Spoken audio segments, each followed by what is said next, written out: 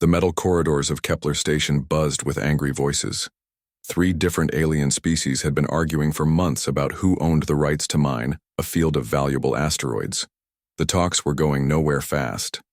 Captain Lisa Turner walked through the station's main docking bay with her team close behind her. She wore the dark blue uniform of the Human Diplomatic Corps, with silver bars on her collar that caught the artificial light. Her brown hair was pulled back neat and tight. Her green eyes took in everything around her without showing what she thought about it. "First time dealing with the big 3 powers out here," said Lieutenant Commander Jake Morrison. He was a tall man with short black hair and the build of someone who spent time in the gym. His job was to handle military matters, but right now he just carried a data pad and tried to look harmless. "The files made them sound charming," said Dr. Amy Rodriguez. She was shorter than the others, with dark skin and quick eyes that missed nothing. As the team's expert on alien thinking, she had studied these species for weeks. "The Zelthani think they're the smartest traders in the galaxy. The Morvac believe might makes right. The Thurians just want everyone to follow their rules. Commander." Pete Williams brought up the rear of their small group. He was older than the others, with gray hair and scars on his hands that told stories he never talked about. His job was keeping the team safe, which meant he noticed things like exit routes and potential weapons. "Station security looks soft," Williams said quietly. "Lots of holes if things go bad." Turner nodded but didn't slow down. They reached the conference room where the 3 alien delegations were waiting. She paused at the door and straightened her jacket. "Remember, we're here to help solve their problem," she said. "We're the new kids in space. We don't know much. We just want everyone to get along." Morrison almost smiled at that. He had read Turner's file. She had negotiated trade deals with 17 different species and had never lost a single argument. The woman who stood in front of them now looked like someone's helpful aunt, but Morrison knew better. The door slid open, and they walked into chaos. The Zelthani delegation sat on one side of the long table. They looked like giant insects with 6 arms each, but they wore expensive clothes and jewelry that sparkled under the lights. Their leader, Zix Thara, was clicking his mandibles in what Morrison recognized as anger. Across from them sat the Morvac, Empire's representatives. They were living crystals, each one a different color and size. Their leader was called Shard Prime Keth, and he glowed with a red light that pulsed faster when he was upset. Right now, he was pulsing very fast. The third group was the Thurians. They looked like large fish that had learned to walk on land. They wore water-filled suits that let them breathe, and their leader kept making bubbling sounds that the translator turned into angry words. All 3 groups stopped talking when the humans entered the room. "Ah, the newcomers arrive," said Zixthara. His voice came out as a series of clicks and chirps that the translator made sound bored. "I was beginning to think Earth had decided to send no one at all." "We appreciate you making time for us," Turner said. She sat down at the empty end of the table and gestured for her team to join her. "I'm Captain Lisa Turner. These are my colleagues Jake Morrison, Amy Rodriguez, and Pete Williams. We're here to see if we can help find a solution that works for everyone." Shard Prime Keth's glow shifted to orange. "Help? What could a species that has barely learned to leave its own star system possibly teach us about complex negotiations?" "Well, sometimes fresh eyes can see things that others might miss," Turner said. Her voice stayed calm and friendly. "We've reviewed the situation, and it seems like there might be room for compromise." The Thurian leader made a sound like water going down a drain. The translator turned it into laughter. "Compromise? These fools want everything for themselves. There can be no compromise with greed." "Now wait just a minute," Zixthara said, his 6 arms waving. "We discovered that asteroid field first. Our ships were there before anyone else even knew it existed." "Discovery means nothing without the power to hold it," Shard Prime Keth replied. His glow turned bright red. "The Morvac Empire has the strongest fleet in this sector. That gives us the right to claim whatever resources we choose." "Might does not make right," the Thurian bubbled. "The Galactic Council's laws are clear. All new resource discoveries must be shared according to the colonial development treaties." Turner listened to them argue for 20 minutes. She took notes on her data pad and asked a few simple questions. Her team sat quietly, and watched everything. Rodriguez noticed how each species tried to intimidate the others with displays of wealth, power, or moral authority. Morrison counted the number of security personnel each delegation had brought. Williams mapped out the room's exits and identified potential weapons. Finally, Turner raised her hand. "If I may, I think I understand the basic problem. You all have valid claims under different parts of galactic law. The Zelthani found it first. The Morvac have the strongest local military presence. The Thurians want to follow the colonial treaties. Is that right?" "Finally, someone who listens," Sixathera said. But then his tone changed. "Though I suppose it's easy for humans to understand simple concepts. Your species is still quite primitive compared to the rest of us." The room went quiet. Morrison's hand stopped moving over his datapad. Rodriguez looked up from her notes. Williams shifted slightly in his chair. Turner's smile never changed. "I see. Well, we are still learning." "Indeed," Shard Prime Keth said, his glow shifting to a smug purple. "Perhaps Earth should focus on managing its own small colonies before trying to mediate disputes between real galactic powers."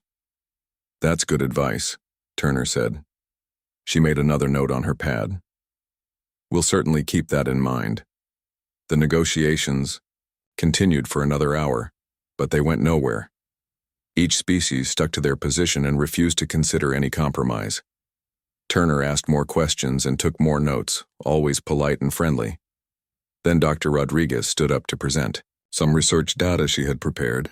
As she walked around the table to the display screen, Shard Prime Keth moved to block her path. "Move aside, Primitive," he said. One of his sharp crystal edges caught her arm as she tried to step around him. Rodriguez gasped and looked down at the thin line of blood on her sleeve. The room went dead silent. Turner slowly put down her datapad.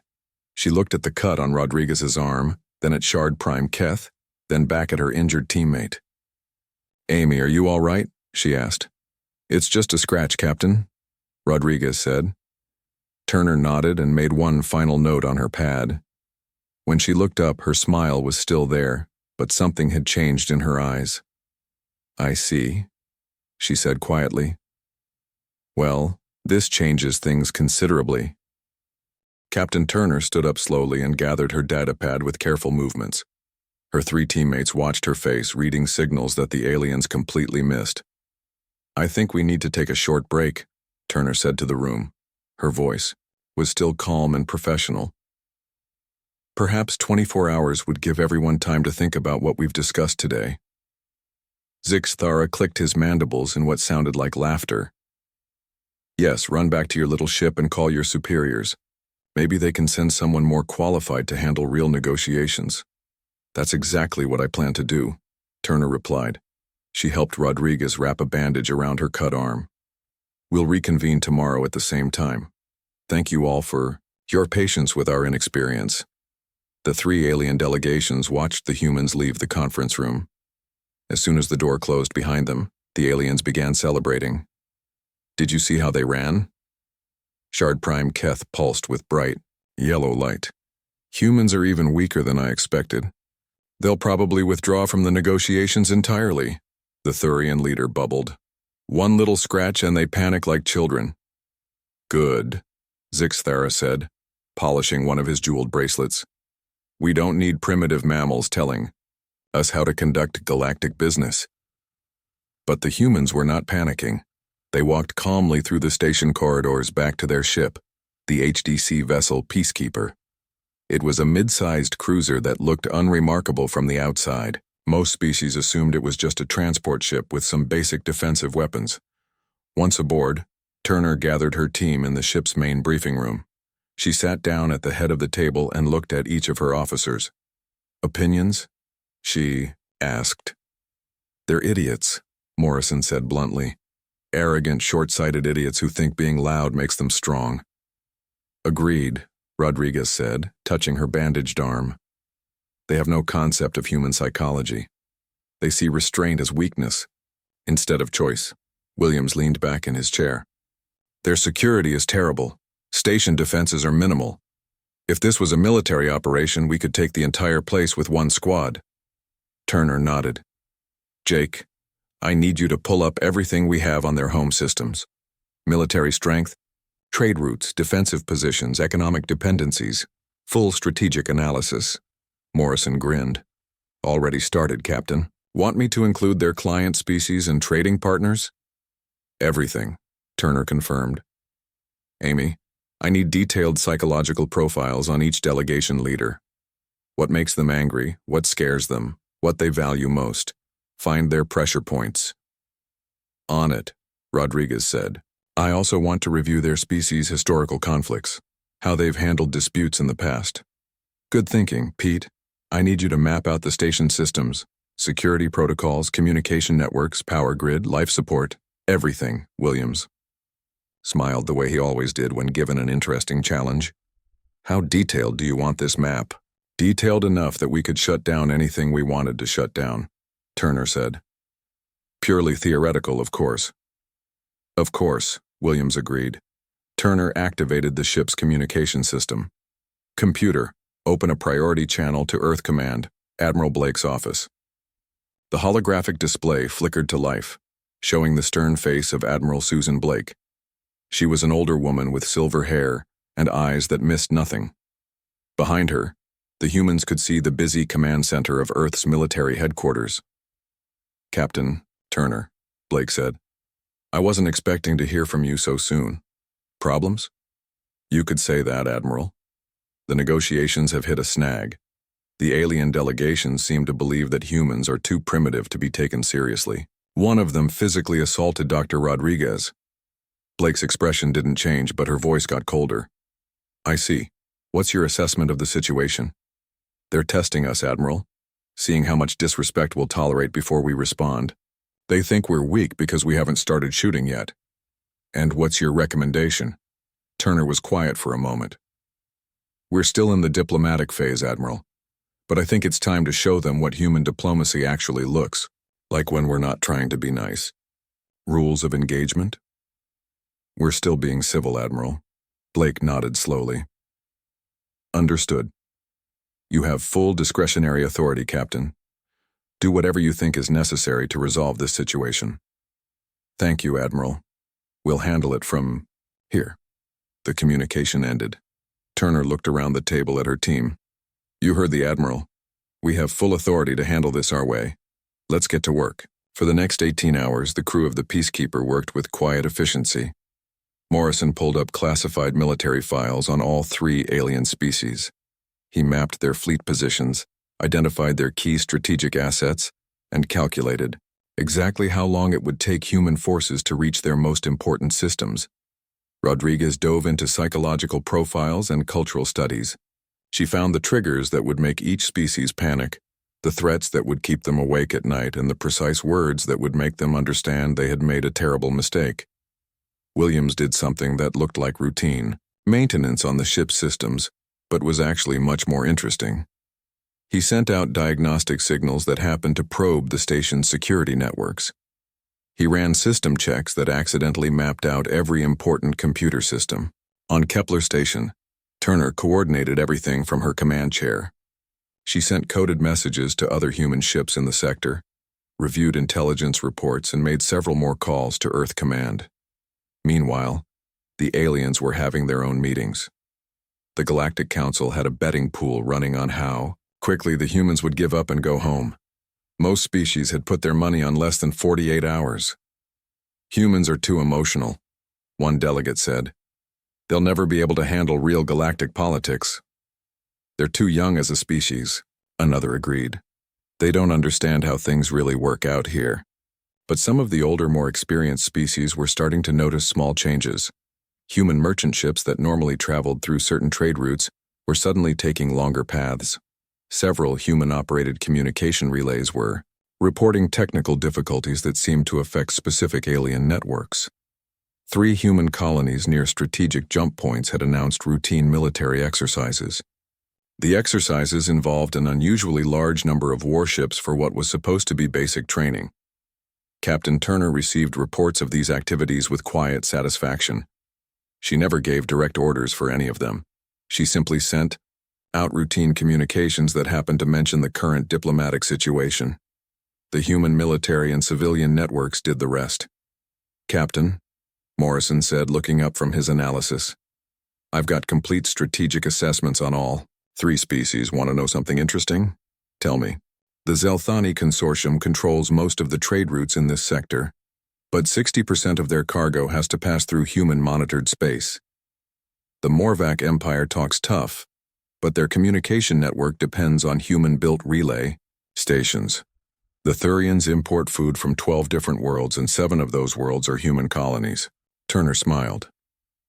And if any of those systems experienced technical difficulties, the Zelthani would lose millions of credits per day in delayed shipments. The Morvac would lose contact with half their client species. The Thurians would face food shortages within a week. Purely hypothetical, of course. Of course, Captain. Rodriguez looked up from her research. I've got the psychological profiles finished. All 3 species have one thing in common. They're terrified of losing face in front of the Galactic Council. Their entire power structure depends on other species believing they're strong and competent. And if they suddenly looked weak and incompetent, their own client species would start questioning their leadership. Some might even rebel. Williams finished his work and turned to Turner. Station security is a joke, Captain. I could shut down their power grid, communications, and life support from here. They'd never know what hit them. Turner stood up and walked to the main view screen. Outside, Kepler Station continued its slow rotation, the aliens inside completely unaware of what was happening around them. Gentlemen, lady, she said quietly, I think it's time to show the galaxy what human diplomacy really looks like. She activated the ship's communication system again. Computer, send a message to all human vessels in the sector. Text only. Highest encryption. Message reads, Diplomatic incident at Kepler Station. Recommend enhanced security protocols for all human assets. Situation may escalate. Advise extreme caution when dealing with Zelthani, Morvac, or Thurian vessels until further notice. The message went out instantly. Within minutes, human ships throughout the sector began implementing enhanced security protocols. Trade routes were diverted for safety inspections. Communication relays developed technical problems. Military exercises were expanded for additional training requirements. The aliens wouldn't understand what was happening until it was too late, but they would learn something important about human diplomacy. When humans were still being civil, they gave you a chance to fix your mistakes. When they stopped being civil, they stopped giving chances. Turner checked the time.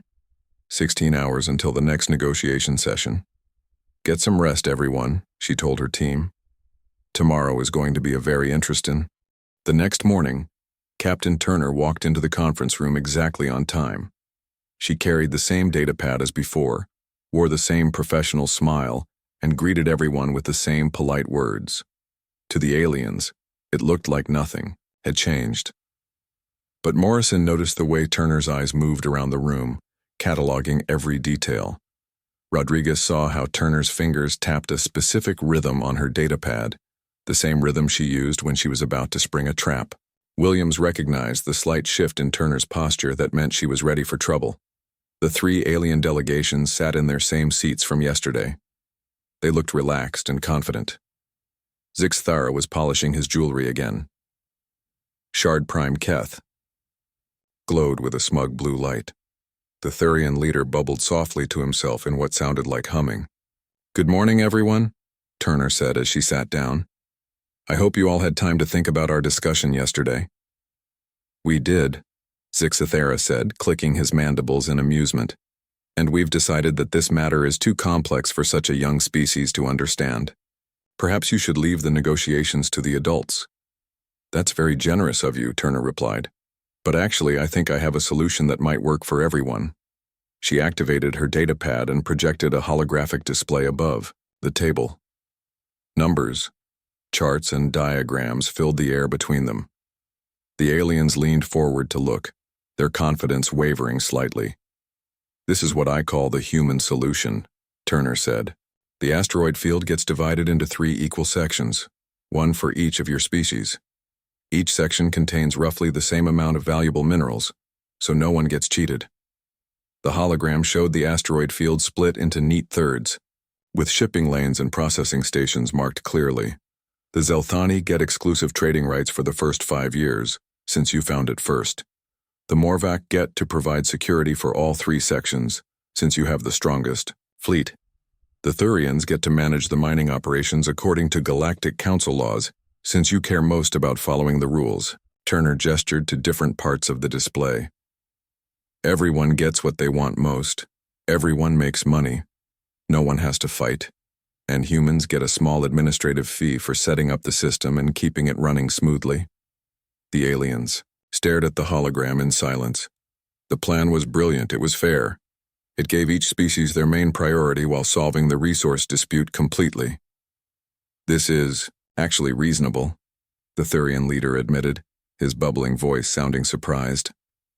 The numbers work, Shard Prime Keth said, his glow shifting to a thoughtful orange. But the administrative fee seems high. Turner nodded.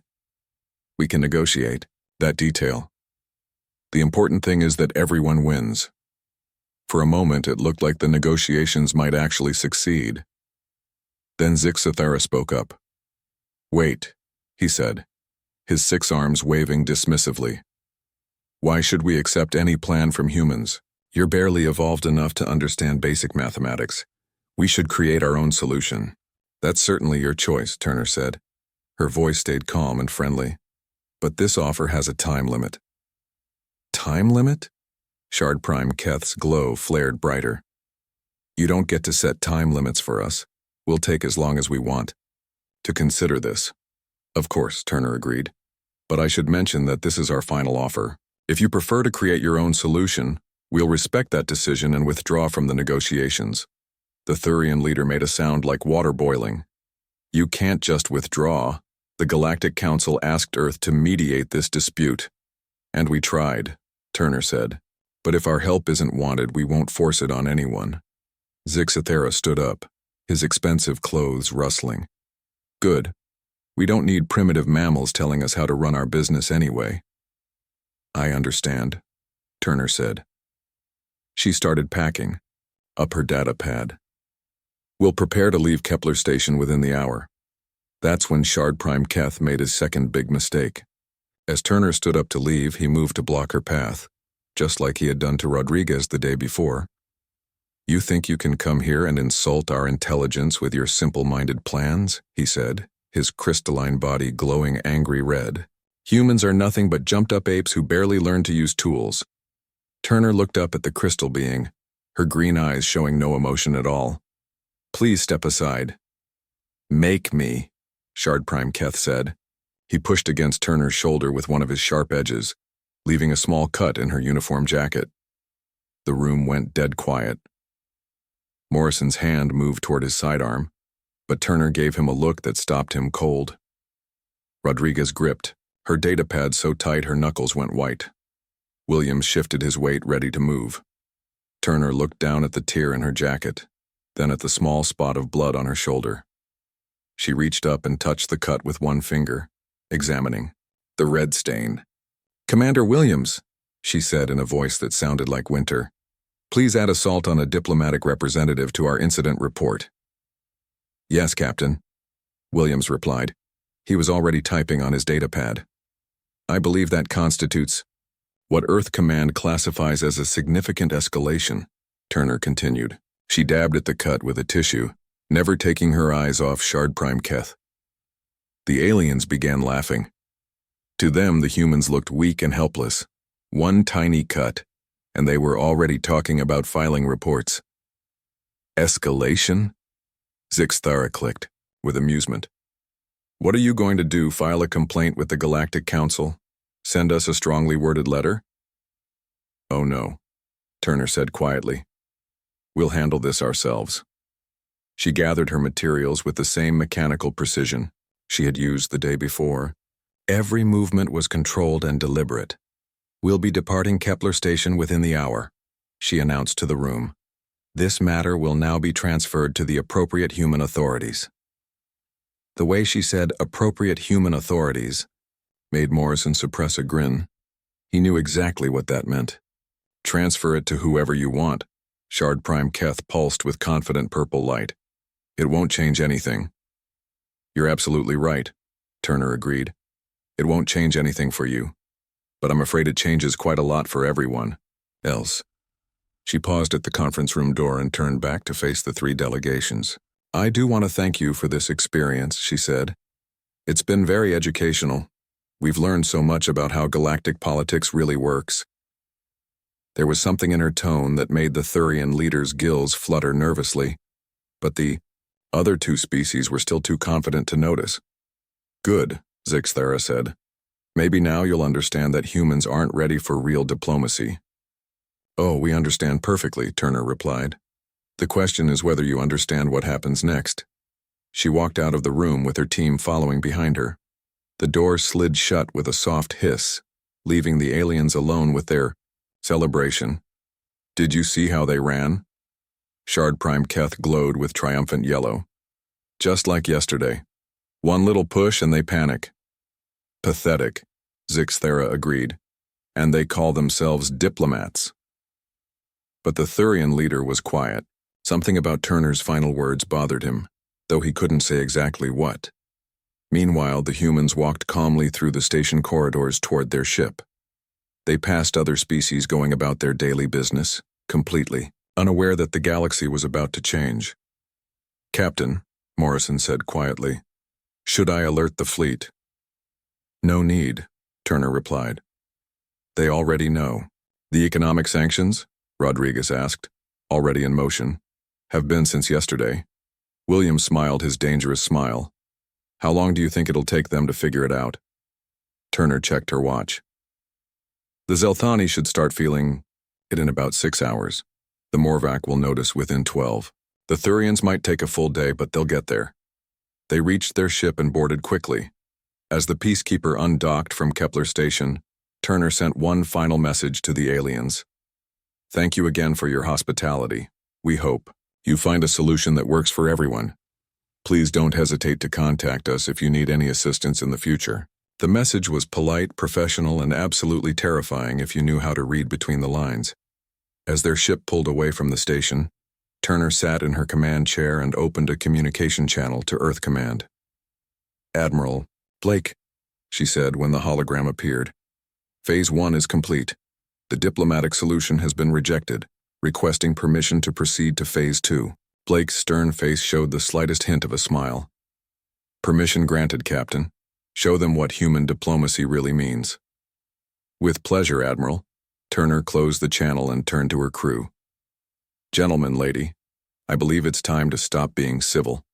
The first sign of trouble came 8 hours after the human ship left Kepler Station. Captain Vixtal of the Zelthani cargo vessel, Star Prophet, was making his regular run through the Kepler Centauri trade route when human patrol ships stopped him at the border checkpoint. This had never happened before. Humans usually waved cargo ships through with barely a glance. Routine safety inspection, the human officer explained over the radio. New security protocols. Please prepare for boarding. Vixtal clicked his mandibles, in frustration. How long will this take? I have a schedule to keep. As long as it takes, the human replied. Please power down your engines and wait for our inspection team. The boarding party that came aboard was thorough. They checked every cargo container, every manifest line, every safety system on the ship. They found dozens of tiny violations that had never been problems before. A storage compartment that was 1 degree too warm. A manifest that was missing a serial number. A fire suppressor that was 6 days overdue for maintenance. I'm sorry, the human inspector said, but these violations mean your cargo needs to be quarantined for a full safety review. Could take weeks to process. Weeks? Vixtal's voice rose to a screech. That cargo is worth millions of credits. My company will be ruined. Safety first, the human said with a sympathetic smile. I'm sure you understand. Similar scenes were playing out across the sector. Every Zelthani ship that tried to use human-monitored trade routes was stopped for inspection. Every single ship had violations that required immediate attention. Some were held for safety reviews. Others were sent back to their starting port to fix minor problems. All of them were losing massive amounts of money with every hour of delay. At the same time, the Morvac Empire was discovering that their communication network was falling apart. Shard Commander Vex was trying to coordinate a military exercise with ships in 3 different systems when his messages started failing to get through. The human-built relay stations that carried signals across the sector were reporting technical difficulties. "What do you mean the signal is corrupted?" Vex demanded from the technician.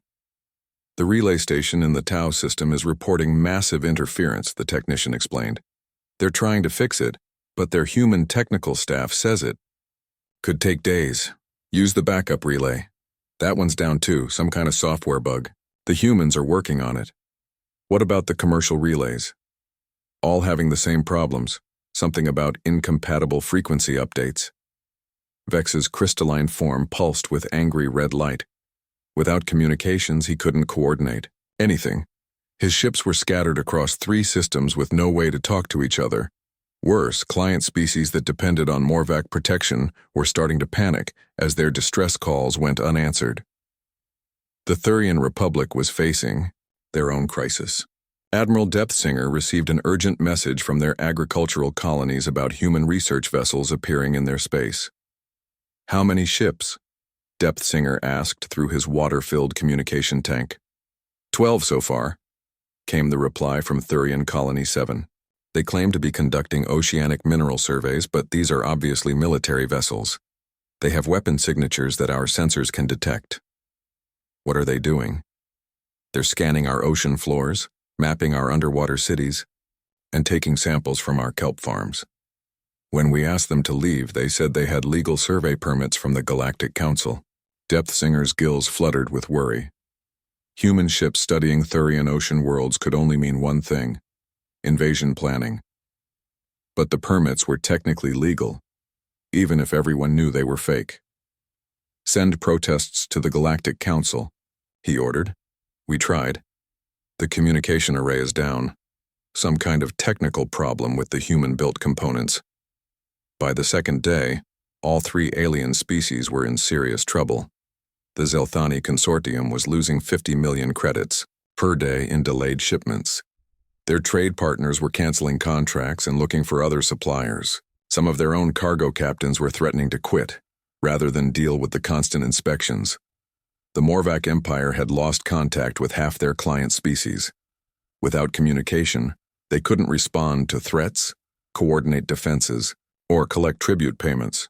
3 client worlds had already declared independence, claiming the Morvac had abandoned them. The Thurian Republic watched in horror as more human research vessels appeared near their most important colonies. The B ships were conducting scientific studies that looked exactly like military reconnaissance. Food shipments from their agricultural worlds were being delayed by safety inspections at human checkpoints. That's when the Galactic Council called an emergency session. The council chamber was in chaos when Admiral Susan Blake's hologram appeared at the podium. She wore her dress uniform and looked as calm as if she was discussing the weather. "I understand there have been some concerns about recent human activities," Blake said to the assembled delegates. "I'm here to address any questions you might have." Zix Thera was the first to speak, his voice shrill with panic. "Your people are destroying our trade routes. Millions of credits in cargo are being held up by pointless inspections." "Safety inspections are hardly pointless," Blake replied. "We found serious violations on dozens of ships. Surely you don't want unsafe vessels traveling through space." "These inspections never happened before," Shard Prime Keth accused, his crystal form pulsing angry red. "Your people are deliberately sabotaging our operations." "I'm surprised you would suggest that," Blake said, sounding hurt.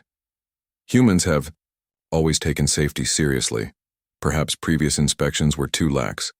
The Thurian representative made urgent bubbling sounds. "Your warships are surrounding our colonies.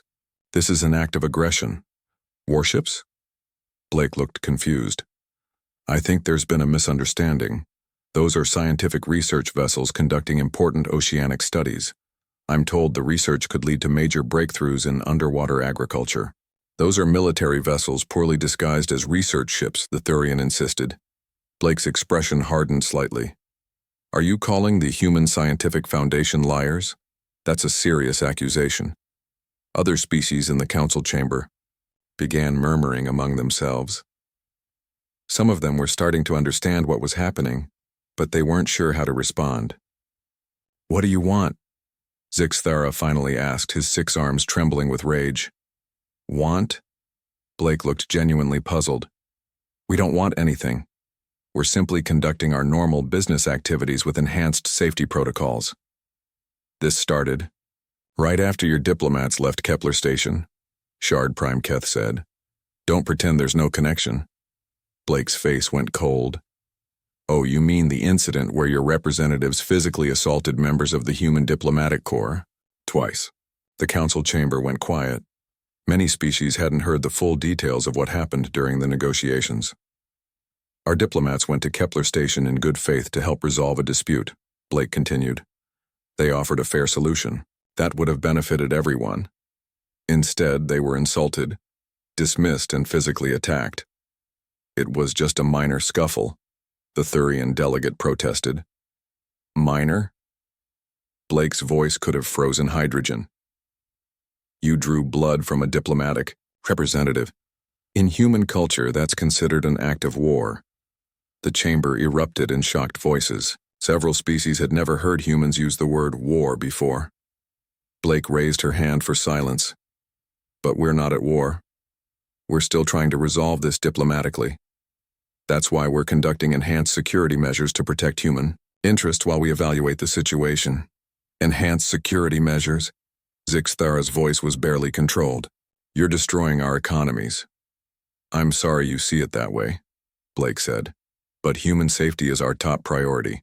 As long as there's a threat to our diplomatic personnel, we have to take appropriate precautions." "What threat?" Shard Prime Keth demanded. "The negotiations are over." Blake smiled, and it wasn't a pleasant expression. "The threat comes from species that think violence is an acceptable response to diplomacy. Until we're confident that human representatives will be safe, these security measures will continue." "For how long?" the Thurian asked desperately. "As long as necessary," Blake replied. "Could be days, could be months, could be years. It really depends on how quickly certain species learn to respect diplomatic immunity." The implications sank, and slowly. The humans weren't planning to stop anytime soon. They were prepared to strangle 3 major galactic powers economically until they got what they wanted. "This is economic warfare," Zixthara accused. Blake's smile got wider. "Economic warfare? Oh no, you misunderstand completely. This is just what happens when our diplomats are no longer handling the situation." She let that statement hang in the air for a moment before continuing. "Captain Turner and her team were the diplomatic solution. They were what we sent when we were still trying to be nice. They offered you compromise, negotiation, and peaceful resolution." Blake's expression turned serious. "But you rejected diplomacy. You chose violence instead.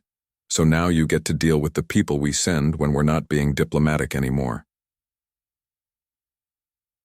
The alien delegates stared at her in growing horror as they began to understand what she was saying. "The diplomatic corps was never about making deals," Blake explained calmly. 6 days after Admiral Blake's speech to the Galactic Council, 3 desperate messages arrived at Earth Command within hours of each other. The first came from Zixthara of the Zelthani Consortium. His voice was no longer arrogant or dismissive. Instead, he sounded like a businessman watching his empire collapse. "Honored Admiral Blake," the message began.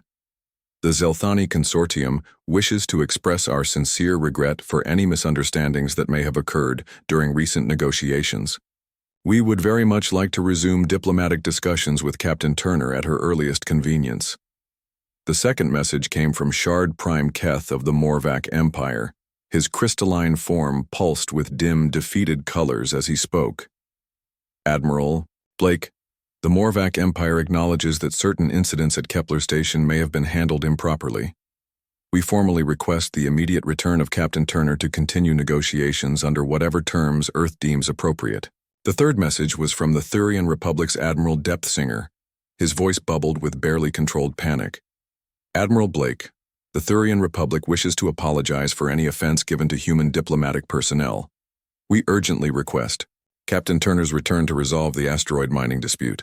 We are prepared to accept any reasonable terms. Admiral Blake read all 3 messages while sitting in her office at Earth Command. Then she leaned back in her chair and smiled. "Get me Captain Turner," she told her aide. An hour later, Captain Turner's hologram appeared in Blake's office. Turner was aboard the Peacekeeper, which had been conducting routine patrols near the edge of human space. She looked relaxed and well-rested, Admiral, Turner said with a slight nod. "I assume you've heard from our friends?" "All 3 of them," Blake confirmed. "They're very eager to resume negotiations.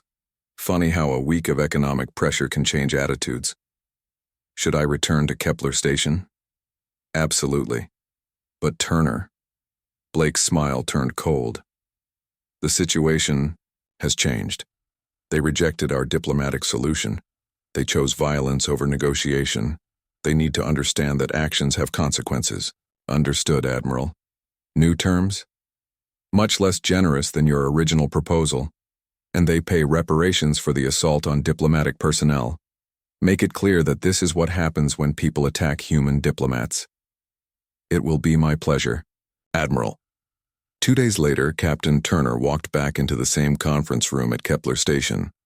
She wore the same uniform, carried the same datapad, and had the same professional smile. But everything else had changed.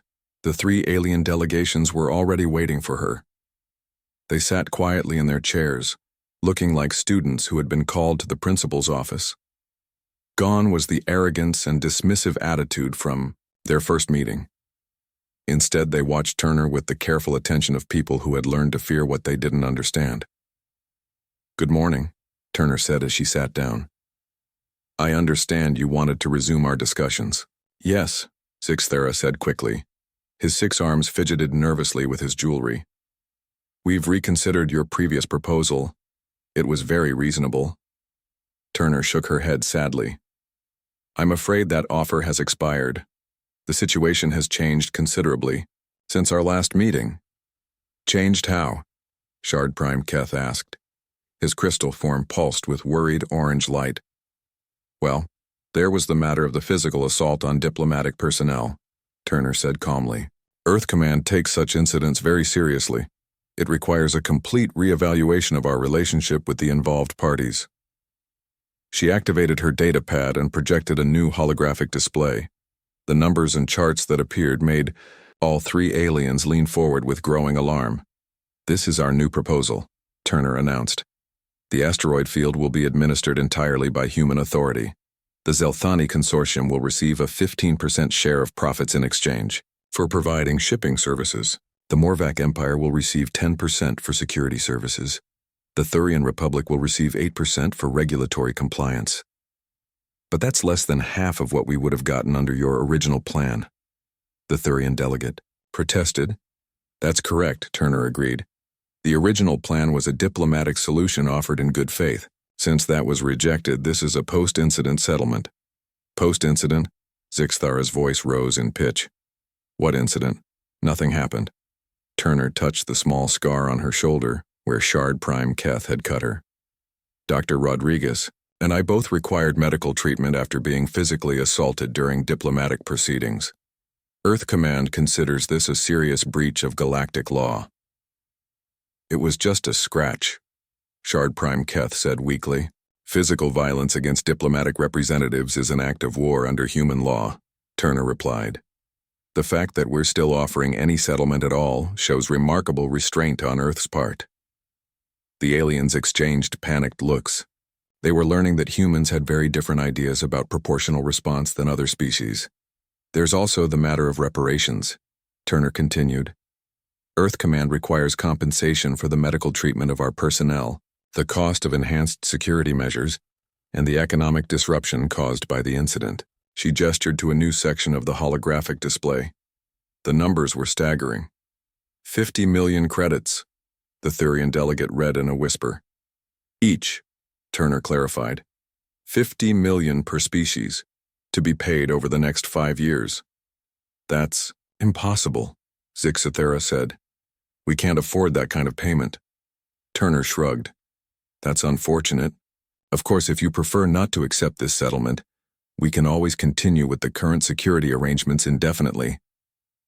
The mention of current security arrangements made all three aliens go quiet. For the past week, they had watched their economies crumble under human pressure. Their trade routes were still clogged with safety inspections. Their communications were still disrupted by technical difficulties.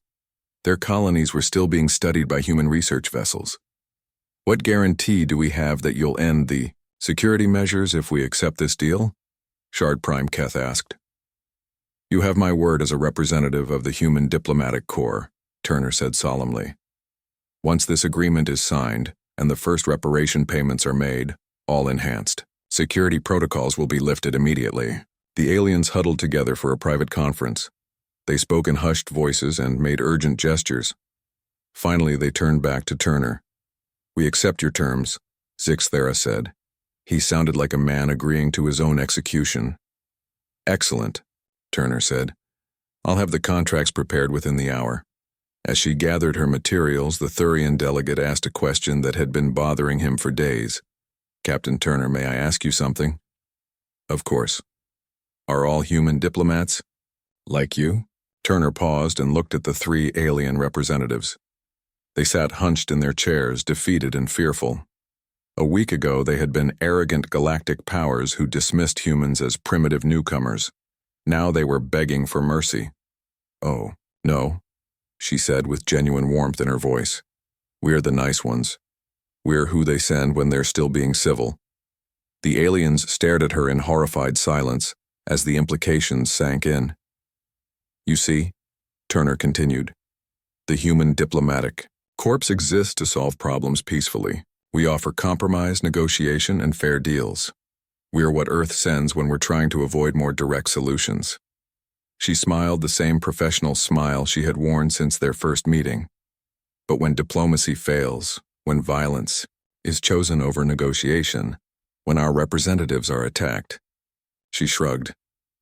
Well, then Earth sends different people to handle the situation. What kind of people? Shard Prime Keth asked in a voice barely above a whisper. The kind of people who don't offer deals, Turner replied. The kind who don't negotiate. The kind who simply take what they want and let others figure out how to live with the results. She walked toward the door, then paused and looked back. I suggest you remember this conversation in the future. The next time Earth sends diplomats to solve a problem, you might want to listen to what they have to say. Because once we stop sending diplomats, we stop offering choices. After Turner left, the three alien delegations sat in stunned silence. Finally, Zixthera spoke. I think we just learned why humans are so polite, he said quietly. Why? The Thurian asked. Because they can afford to be. 3 hours later, Captain Turner sent her final report to Admiral Blake. Mission accomplished, Admiral. The asteroid mining dispute has been resolved. All three parties have agreed to our terms and reparation schedules. Enhanced security measures are being lifted as we speak. Any problems with the negotiations? Blake asked. None at all, Admiral. I think they're starting to understand how human diplomacy works. Good. Any requests for future diplomatic missions? Turner checked her message queue and raised an eyebrow. Actually, yes. 17 different species have requested Earth establish permanent diplomatic missions in their space. Apparently our reputation for fairness is spreading, Blake laughed. Fairness, is that what they're calling it? That's what they're calling it when we give them a choice, Turner replied. I suspect they'll keep calling it fairness as long as we keep being diplomatic. And if we ever stop being diplomatic? Turner's smile was sharp as a blade. Then they'll call it something else entirely. The call ended, and Turner returned to H.